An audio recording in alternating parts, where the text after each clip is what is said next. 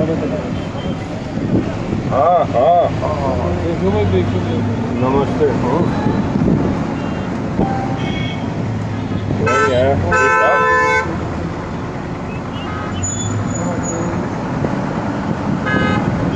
हाँ भाई,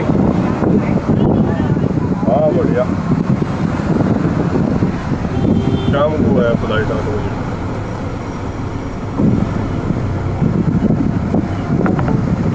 बस बैठिए, कल बैठे थे आप बस। चलो जी, आपकी मुलाकात का जो उद्देश्य था वो क्या?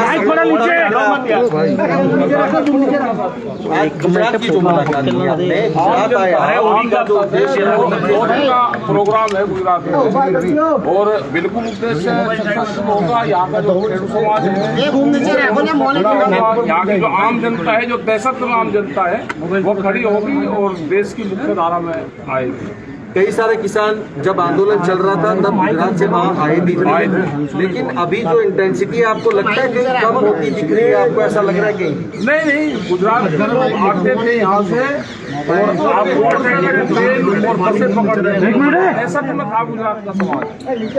अब यहाँ 2 दिन रहेंगे, इसके बाद में और प्रोग्राम भी लगेंगे और यहाँ का खेडू समाज है वो मुख्य धारा में आएगा, देश के साथ में खड़ा होगा। जो दहशत है वो इनकी दहशत।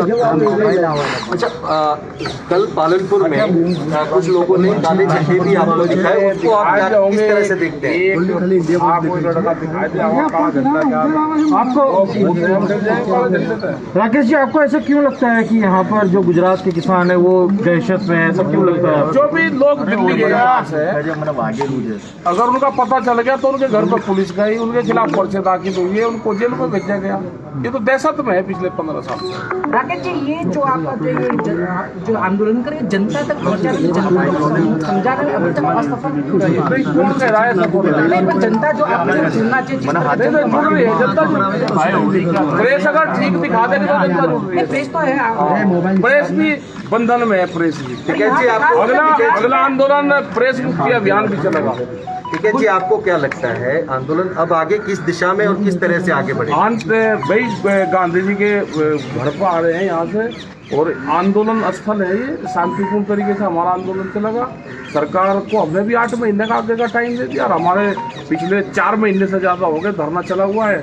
शांतिपूर्ण तरीके से धरना चल रहा है और कई लाख आदमी आज भी दिल्ली के चारों तरफ को बैठे हुए हैं। तो ये लगता है कि हर जगह भी बड़े सेंटर हमको खोलने पड़ेंगे।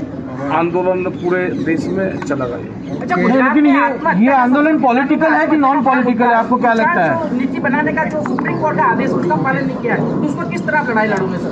लड़ाई लड़ी जाएगी उसकी, जहाँ पे पालन हो नहीं रहा, सुप्रीम कोर्ट के जो ऑर्डर हो रहे हैं उसका पालन नहीं हो रहा, किसानों की जमीन छीनी जा रही है। यही तो मॉडल है जो पूरे देश की जमीन छीनना चाहते हैं, क्योंकि गुजरात की जिस तरह से किसानों की जमीन छीननी, इसी तरह से पूरे देश की जमीन छीनना चाहते हैं, बड़ी कंपनियों को, कॉर्पोरेट घरानों को देना चाहते हैं।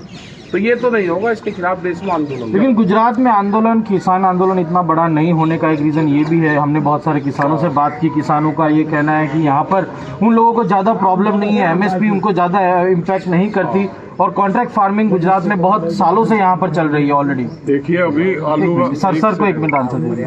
देखो, आलू का किसान यही तो कॉन्ट्रैक्ट फार्मिंग कर रहा था, उसके खिलाफ मुकदमे दर्ज हुए थे। अगर पूरा देश उस टाइम पर ना खड़ा हो गया होता तो वो जेल में जाते किसान।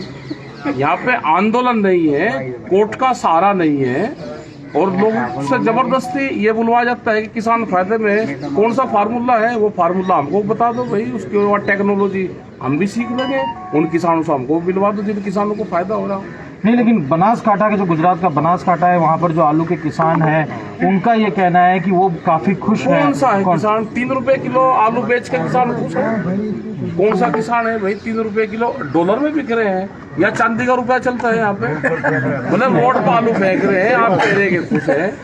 अरे बंद, उसको थाने में बंद कर किसी से ये कहोगे तेना ये कत्ल करा, हाजी करा, तो ये को आना चाहते हो क्या गुजरात में? गुजरात का किसान, खेडू समाज दहशत में है, यहाँ का आम समाज दहशत में। ये इनका डर निकालना है, इसीलिए यहाँ पे आए और शांतिपूर्ण तरीके से आंदोलन करेंगे। यहाँ तो बोलने की हिम्मत नहीं है। सरदार पटेल का यहाँ स्टेडियम, उसका नाम बदल दिया। आंदोलन तो करना पड़ेगा ना यहाँ पे। कैसे किसान अब क्या करेंगे? क्या आपको आंदोलन क्या करेंगे। एक्सपेक्टेशन है गुजरात के किसानों किसान ट्रैक्टरों के साथ में आंदोलन करेंगे। एक दिन ये गांधीनगर को पूरे को घेरना पड़ेगा, पूरी सड़कें जाम करनी पड़ेगी, ट्रैक्टरों से आंदोलन करने पड़ेंगे, बैरिकेडिंग तोड़ने पड़ेंगे।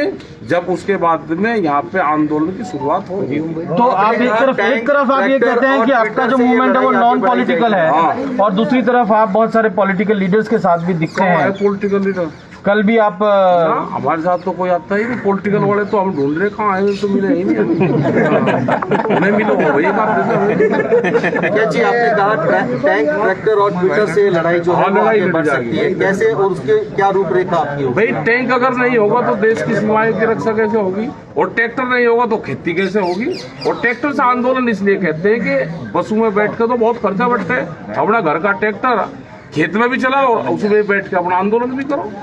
और ट्विटर, नौजवानों को ट्विटर चलाना पड़ेगा, तो ट्रिपल टी देश में कामयाब होगी तो देश में।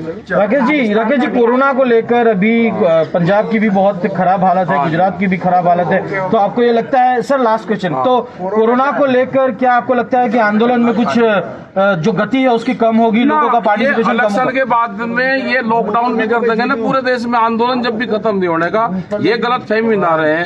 गुजरात में कोरोना है नहीं, यहाँ कोरोना है, कहाँ से आ गए यहाँ पे? पंजाब में आंदोलन चल रहा, वहाँ कोरोना, हरियाणा में कोरोना, दिल्ली में कोरोना, जहाँ आंदोलन चल रहा वहीं कोरोना, जहाँ इलेक्शन होता है वहाँ कोरोना नहीं रहता। ये गलत फहमी निकाल दे, ना आंदोलन खत्म होगा। ये गलत फहमी सरकार अपने दिमाग में से निकाल दे।